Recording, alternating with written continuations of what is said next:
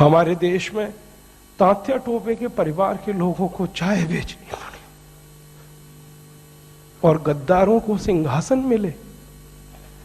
विदेशी कंपनियों में 12-12 घंटे फैक्ट्री में जाके जान देते हैं, केमिकल में जान देते हैं, तब 12-12 घंटा ड्यूटी कर करके। चंद्रशेखर जैसे क्रांतिवीर ने इस देश की क्या कल्पना की होगी, एक कहानी सुनाता हूं।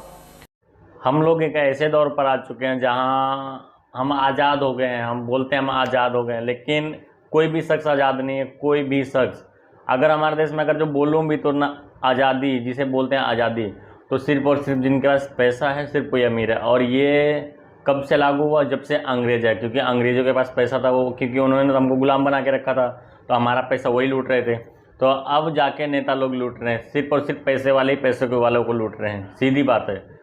उस शख्स ने खुद रो दिया, मतलब मैं उसके बारे में कल्पना भी नहीं कर सकता था कि मतलब ऐसा शख्स के आंखों में भी आंसू आ सकता था। मैं और किसी की बात नहीं कर रहा हूँ, अपने गुरु जी की बात कर रहा हूँ, जिन्होंने मतलब उनके आँख खुद नम हो गई थी कि लोग बातें बोलने में। अब सोचो, उन्होंने जब वो मंजर देखा तो उनसे कैसा, उनके घर वालों के साथ ऐसा कैसे हो सकता है, सोचो। लेकिन हम लोग ऐसे एक दौर पर आ गए हैं जहाँ हाँ है सब कुछ हमारे हाथ में, लेकिन हम लोग करना कुछ नहीं चाहते। हम चाहे तो कौन से नेता को नहीं गिरा सकते, कौन सा, सिर्फ और सिर्फ हमारे भारत देश में ऐसा है कि पब्लिक के पावर बहुत है, लेकिन सब एकजुट नहीं होते। चार ये है, चार चमार है, चार पासी है, चार चौहान है, चार मुस्लिम है, चार हिंदू है, चार ये है, सब चार चार नोट है। अरे भाई, सब एक होकर देखो कितनी मिसाल बन जाएगी। लेकिन हम लोग बस विदेशी कंपनियों में 12-12 घंटे फैक्ट्री में जाके जान देते हैं, केमिकल में जान देते हैं, तब 12-12 घंटा ड्यूटी कर करके। वो किसी को नहीं दिखता, सिर्फ और सिर्फ हमको यही दिखता है कि भाई हमको पैसा मिल रहा है, हम प्रदेश जाके कमाएंगे। अरे भाई, तुम्हारे घर में इतना साधन है, तुम्हारे गांव में, खुद के गांव में, कि तुमने कभी कल्पना भी नहीं कर सकते हो। मतलब विदेशी कंपनी में जाके कमाते हो। एक कंपनी, मैं एग्जाम्पल के तौर पर बता रहा हूँ, अगर मैं खुद का एक बिजनेस कर रहा हूँ तो उसमें मुझे 70% मिलना चाहिए, 30% अपने लेबर को दूंगा।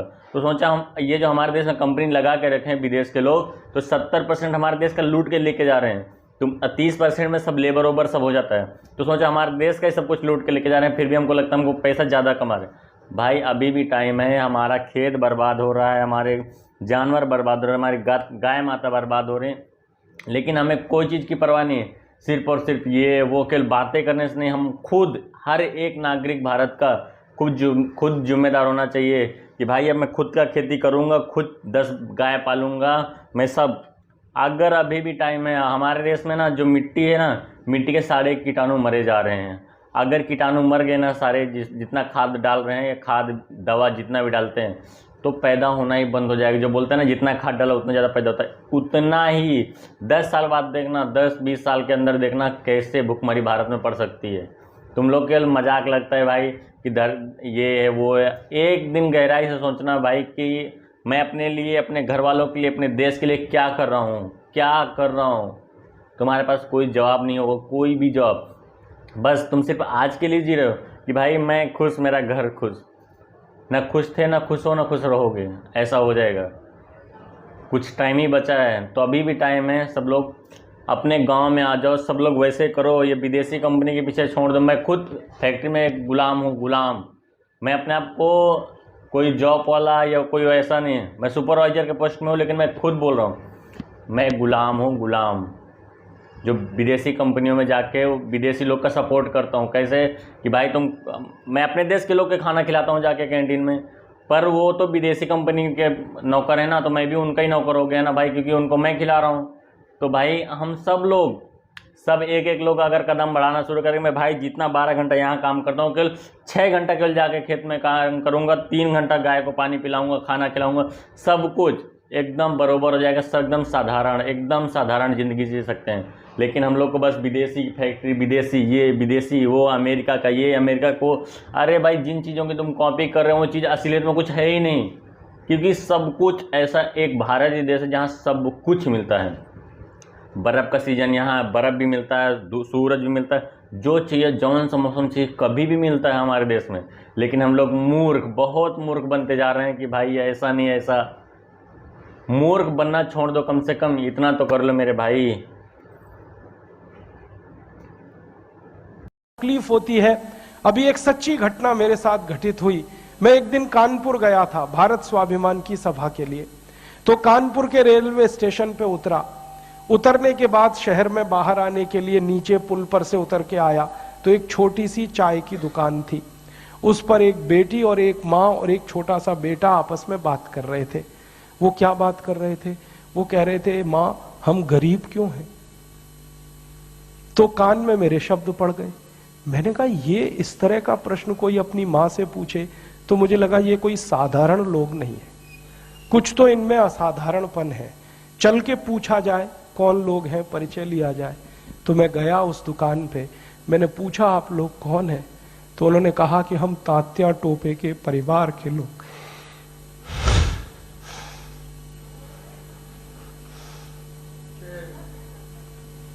हमारे देश में तात्या टोपे के परिवार के लोगों को चाय बेचनी पड़ी और गद्दारों को सिंहासन मिले, ऐसा ये देश हो गया।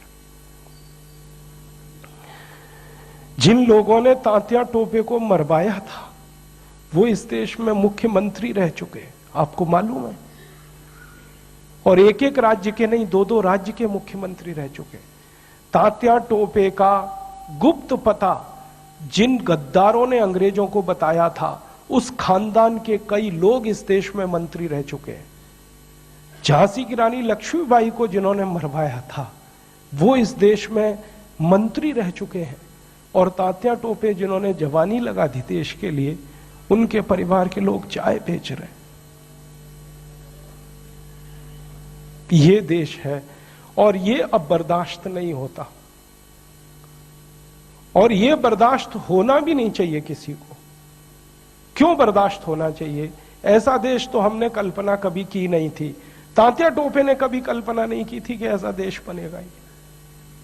झांसी की रानी की कभी कल्पना नहीं थी, चंद्रशेखर की कल्पना नहीं थी। चंद्रशेखर जैसे क्रांतिवीर ने इस देश की क्या कल्पना की होगी। एक कहानी सुनाता हूं कि वो घर से भाग गए थे 13 साल की उम्र में।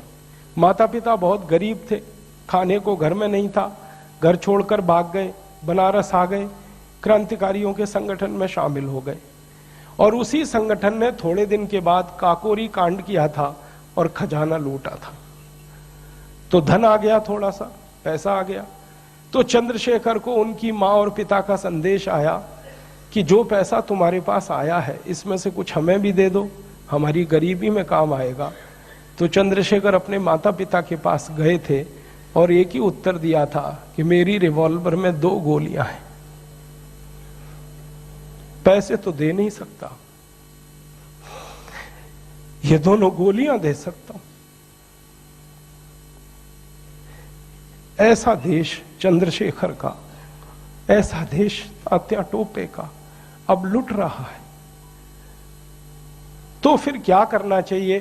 तो मुझे लगता है कि अब फिर कोई दूसरी बड़ी लड़ाई की तैयारी करनी चाहिए। एक लड़ाई उन्होंने लड़ी, तात्या टोपे ने, झांसी की रानी ने, चंद्रशेखर ने, अब दूसरी लड़ाई हमें लड़नी पड़ेगी। इसके बिना कोई रास्ता नहीं। और ये दूसरी लड़ाई का ही अभियान है जिसको हम भारत स्वाभिमान कहते हैं।